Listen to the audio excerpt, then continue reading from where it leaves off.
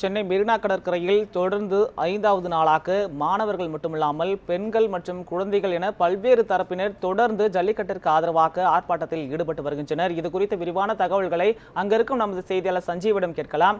சஞ்சீவி, சற்று முன்பு பேசிய போது கூட சொன்னீங்க, தற்போது கூட்டம் அதிகமாக காணப்படுகிறது. 5 பெண்கள் மயக்கமடைந்ததாக சொன்னீங்க. அவர்களுக்கு மருத்துவ சிகிச்சைகளும் அளிக்கப்பட்டதாகவும், தற்போது கூட்டம் எந்த அளவுக்கு இருக்கிறது, அந்த பகுதியில் போக்குவரத்து நெரிசல் ஏதாவது ஏற்பட்டிருக்கிறதா, அப்படி ஏற்பட்டிருக்கும் பட்சத்தில் ஆம்புலன்ஸிற்கு வழிவகை விரைவாக செல்வதற்கு வழிவகை ஏதேனும் செய்யப்பட்டிருக்கிறதா?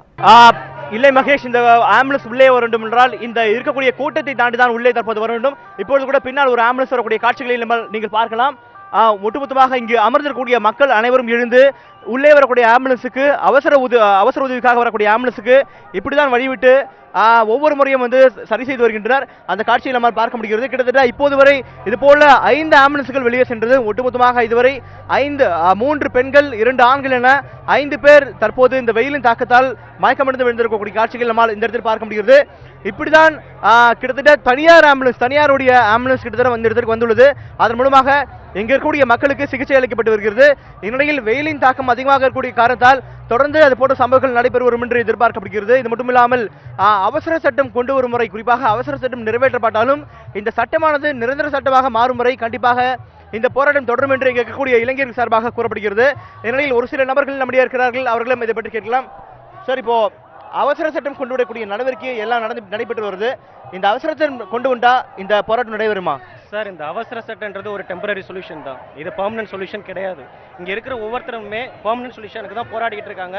இந்த வெயில் இவ்வளோ அடிக்குது, இதன் கூட பார்க்காம எங்களோட உரிமைக்காக நாங்கள் போராடிக்கிட்டு இருக்கோம். மறுபடியும் இந்த சட்டத்தை போயிட்டு பீட்டா சுப்ரீம் கோர்ட்டில் அப்ளை பண்ணி இல்லை இது நடக்கக்கூடாதுன்னு சொன்னாங்கன்னா அது மறுபடியும் இதை விட பெரிய எழுச்சி போராட்டமாக நடக்கும். அதே மாதிரி இன்னும் இந்த பீட்டான்ற ஒரு அமைப்பு அமெரிக்காலேருந்து இங்கே செயல்பட்டு இருக்கு. எங்களோட உரிமையை, எங்களோட கலாச்சாரத்தை தடுக்கிறதுக்கு அவங்க யாரு? முதல்ல அவங்களுக்கு பேக்ரவுண்டில் யார் இருக்கா, அவங்களுக்கு ஃபண்டு யார் பண்ணுறா, இது எல்லாத்தையுமே ஒரு சிபிஐ கமிஷனை வச்சோ இல்லை சென்ட்ரல் கமிட்டியை வேறு ஏதோ ஒரு கமிஷனை வச்சோ அது எல்லாத்தையும் கண்டுபிடிக்கணும். அப்போ தான் தமிழக கலாச்சாரமோ இல்லை இந்திய கலாச்சாரமோ நம்ம கலாச்சாரத்து மேலே கையை வைக்கிறதுக்கு ஒவ்வொரு என்ஜிஓவும் பயப்படும். நல்ல என்ஜிஓவும் இருக்காங்க, அவங்களும் நல்லது பண்ணிக்கிட்டு இருக்காங்க. பட் இது மாதிரி ஒரு சில என்ஜிஓ எல்லா என்ஜிஓக்குமே ஒரு கெட்ட பேர் உண்டாக்குறாங்க. சரி, அவசர சட்டம் கொண்டு நிரந்தர சட்டம் கொண்டு வரை இந்த போராட்டம் தொடர்ந்து நினைக்கிறீங்களா?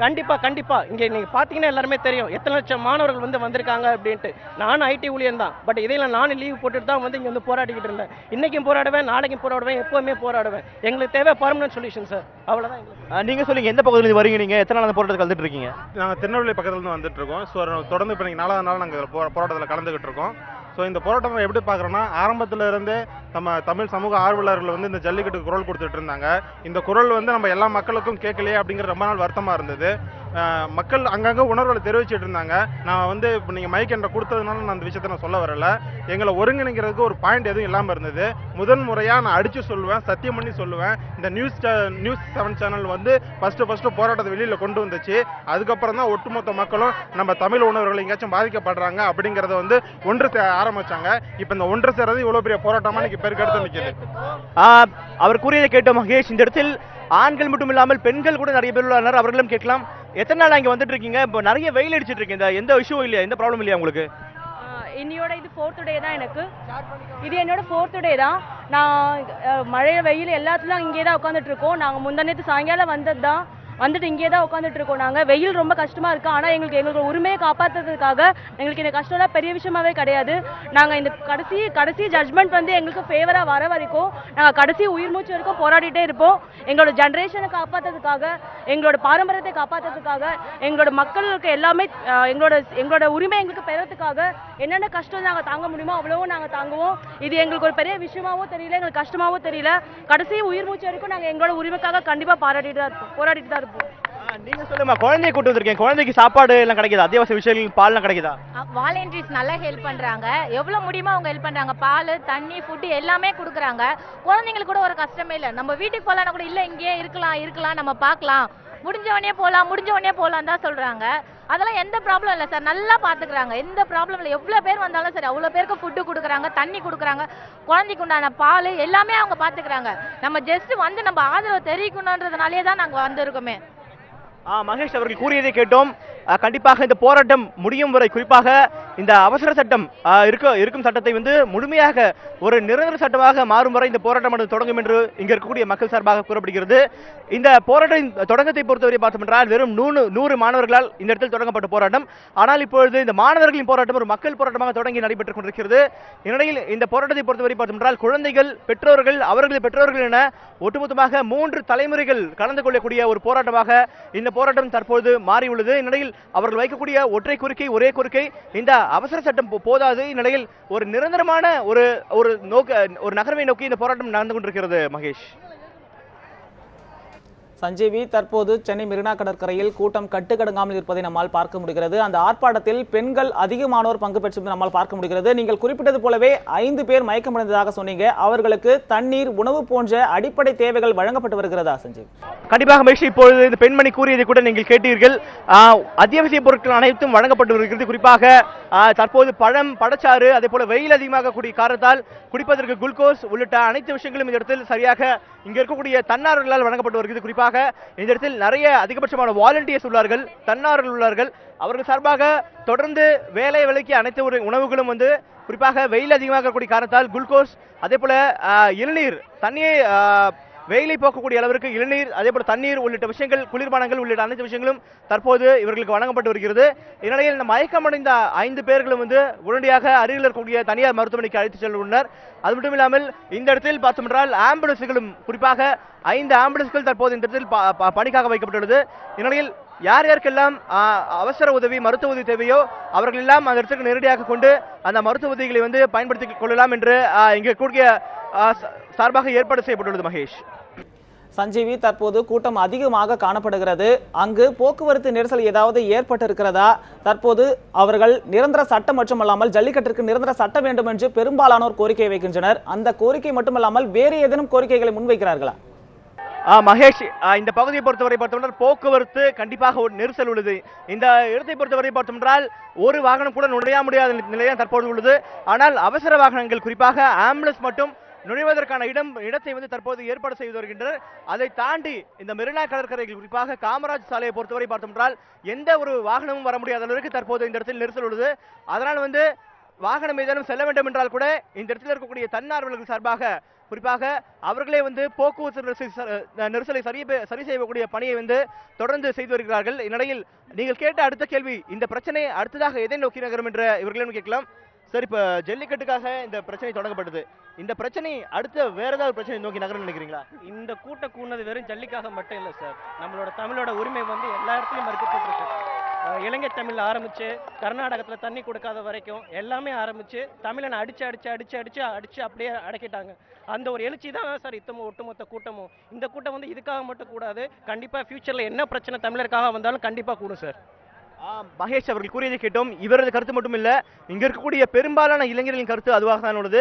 நீங்க சொல்லுங்க சார். சார், இதில் இன்னொரு முக்கியமான விஷயம் என்னன்னா, இப்போ ஜல்லிக்கட்டுக்காக கூடியிருக்கோம். இங்கே தமிழர்களாக ஒன்றிணைஞ்சது ரொம்ப சந்தோஷம். சென்னையில் உள்ள மக்களுக்கு வந்து ஜல்லிக்கட்டுனா என்னன்னு தெரியாது. எனக்கு திருநெல்வேலி, எனக்கு ஜல்லிக்கட்டுனா என்னன்னு தெரியும். ஸோ அவங்க வந்து தமிழர்கள் ஒன்று கூட்டிட்டோம், தமிழர்களுக்கு ஒன்று அப்படிங்கிறதுனா நம்ம எல்லாம் ஒன்று கூட்டிட்டோம். அதுக்கு பின்னாடி இருக்கிற அரசியல் அவங்க இறங்கி படித்து எதனால் இந்த போராட்டம் வந்துங்கிறத இன்னும் ஆழமாக படிக்கணும். இவங்க இவ்வளோ தூரம் ஒரு விஷயத்தை தரதுக்கு யோசிக்கும் போது தான் இதுக்கு பின்னாடி ஒரு மிகப்பெரிய பொருளாதார அரசியல் ஒளிஞ்சிருக்கு அப்படின்னு எல்லாத்துக்குமே இப்போ சந்தேகம் வருது. ஏன் இவ்வளோ மௌனமாக இருக்காங்க? ஒரு அவசர சட்டத்தை ஏற்றுறதுக்கு இவ்வளோ யோசிக்கிறாங்க. ஒரு ஆட்சியில் அமரணும்னா இமிடியேட்டாக ஒரு அவசர சட்டம் இது பண்ணுறாங்க. ஒரு நடு ராத்திரியில் 8 மணிக்கு திடீர்னு நோட்டு செல்லாது அப்படிங்கிறாங்க. அதுக்கெல்லாம் அவசர சட்டம் பண்ணுறாங்க. இவ்வளோ குழந்தைகள், இந்த குழந்தைகள்லாம் இருக்காங்க. இவங்களுக்குலாம் என்ன தலையெழுத்து அவங்களுக்குலாம் வந்துருச்சு. அவங்க வந்து இந்த மாதிரி வந்து உட்காந்துருக்காங்க. கொஞ்சமாக அரசாங்கம் வந்து பொறுப்பு எடுத்து என்ன சொல்கிறாங்க, எல்லாருக்கும் காதில் விழுந்தும் அப்படி அமைதியாக இருக்கிறது எதனாலங்கிறத ஒன்றுமே மக்களுக்கு ஒன்றுமே புரியாமல் இருக்கோம் நாங்கள். மகேஷ் அவர் கூறிய கருத்தை கேட்டோம். இந்த பிரச்சனையானது ஜல்லிக்கட்டுக்கு தொடங்கப்பட்டது அடிப்படையாக. ஆனால் இந்த பிரச்சனையானது மாநில உரிமைகள் சார்ந்த பிரச்சனையாக தற்போது மாறிக்கொண்டிருப்பதாக இங்க இருக்கக்கூடிய பெரும்பாலான இளைஞர்களின் கருத்தாக உள்ளது. அது மட்டும் இல்லாமல் அடுத்ததாக அவர் கூறியதை கேட்டோம்.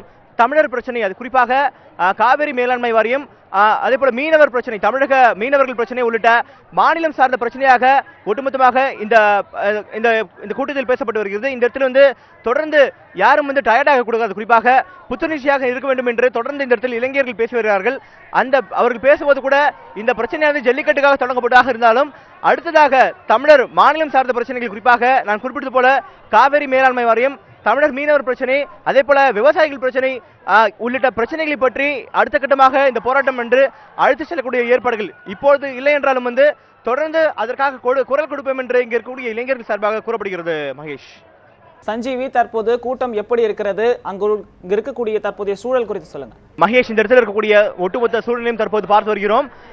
கூட்டம் கட்டுக்கிடக்காமல் சென்று கொண்டிருக்கிறது. முதல் நாள் இந்த போராட்டம் வெறும் 100 பேரால் தொடங்கப்பட்ட போராட்டம் மாணவர்கள் போராட்டமாக இருந்தது.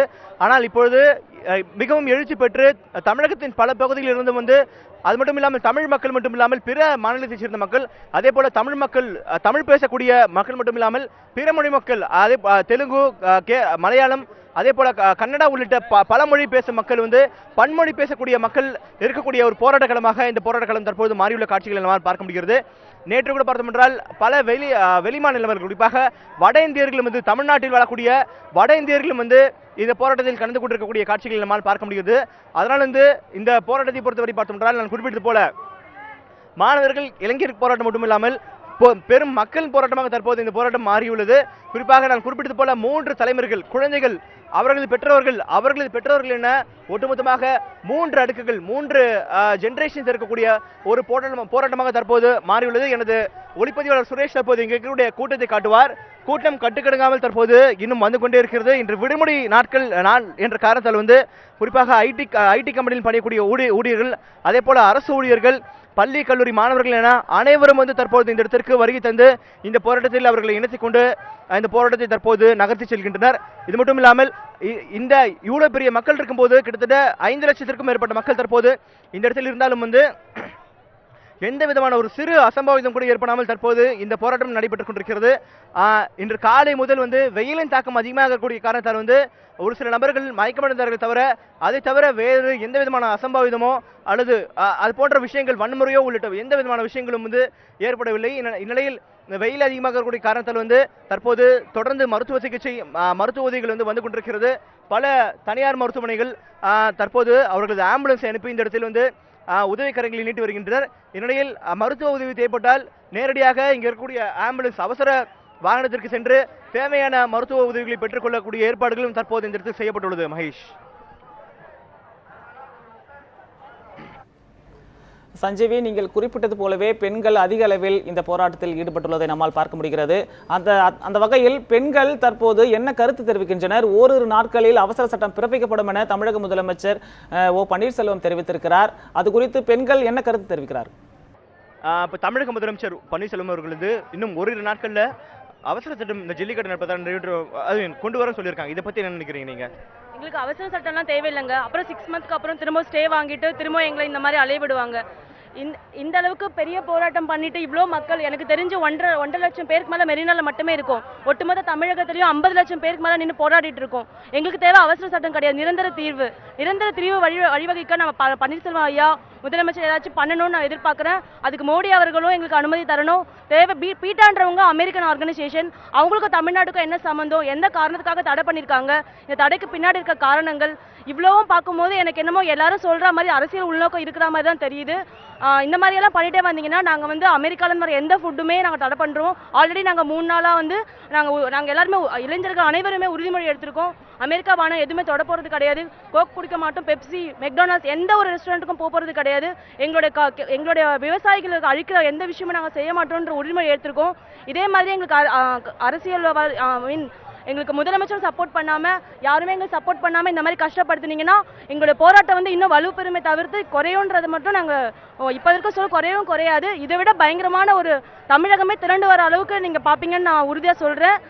அடுத்த எலெக்ஷனுக்கு வரும்போது நீங்க எந்த நிலைமையில இருக்கணும்னு நீங்களே முடிவு பண்ணிக்கோங்க.